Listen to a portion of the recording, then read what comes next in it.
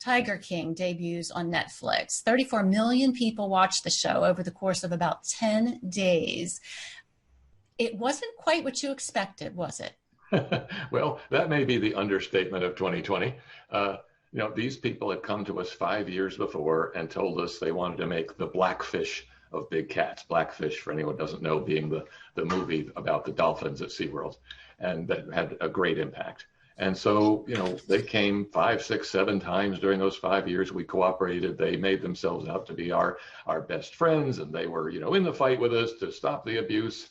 And right up until we watched Tiger King, that's what they were leading us to believe. They had even sent us a sizzle reel that showed Carole as the heroine fighting all the bad guys, and then they turned into this. So, we do not think highly of their ethics or integrity, and it led to a storm. I want to leave out the normal first adjective of hate mail and phone calls. We had to turn our phones off at night. I had no idea that the American public could, watch something and then go find phone numbers and just go and send such, hateful things. But on the other hand, we got wonderful messages of both emotional support and financial support from the people who knew us.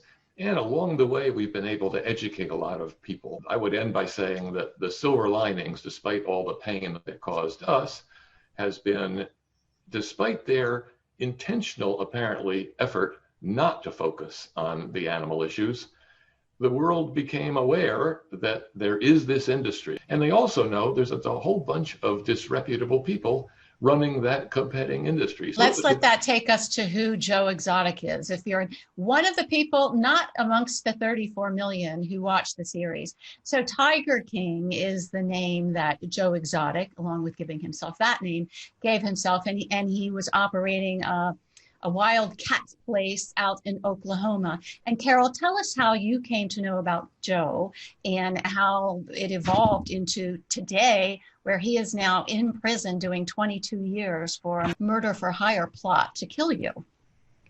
It's interesting that you mentioned that he called himself Tiger King, because that was then the name of this show. Mm-hmm. And when they were advertising before the show came out that this show called Tiger King was coming out, we actually contacted the producers and we said, you said he was going to be like a 5-minute piece in this thing that was going to be about all of these exotic animal abusers. And so why are you calling it after him? And of course, they didn't want to talk to us about it. And so when we sat there like everybody else and watched it all the way through, we were just gobsmacked at what they had done based on what they told us that they were doing. I've been going after the bad guys for the last 20 some odd years, and so many of them have threatened to kill me over this period of time. And Joe was just one of those people, and just a tiny blip on our radar compared to all of these other people that are exploiting big cats. So I think it was in 2004 or so that I had written, there was a newspaper article where he had a cub that was injured or deformed and was saying that it was the result of inbreeding and calling himself a sanctuary. And so I contacted the reporter and I said, sanctuaries don't breed cats. And he took offense at that. And just from that point on, he was just constantly harassing me and, calling me all kinds of names and doing all kinds of horrible things. And then it escalated. He kept trying to get people to kill me and saying that I was going to take away their pets and I was the enemy and, doing everything he could to dehumanize me.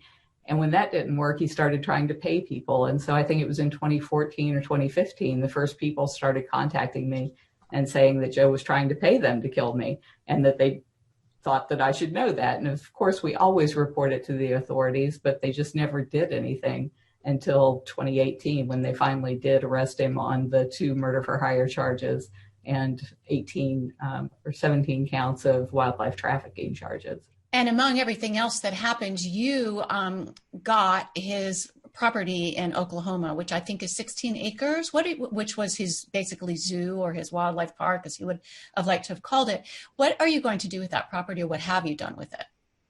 Well, first we're cleaning it up because they left a horrible mess, and we will sell it, but we will sell it with provisions that say it can never be an exotic animal zoo, it can't house exotic animals, and that it can't be turned into some kind of attraction based on the fact that it used to be his zoo, like come see where Joe Exotic had zoo.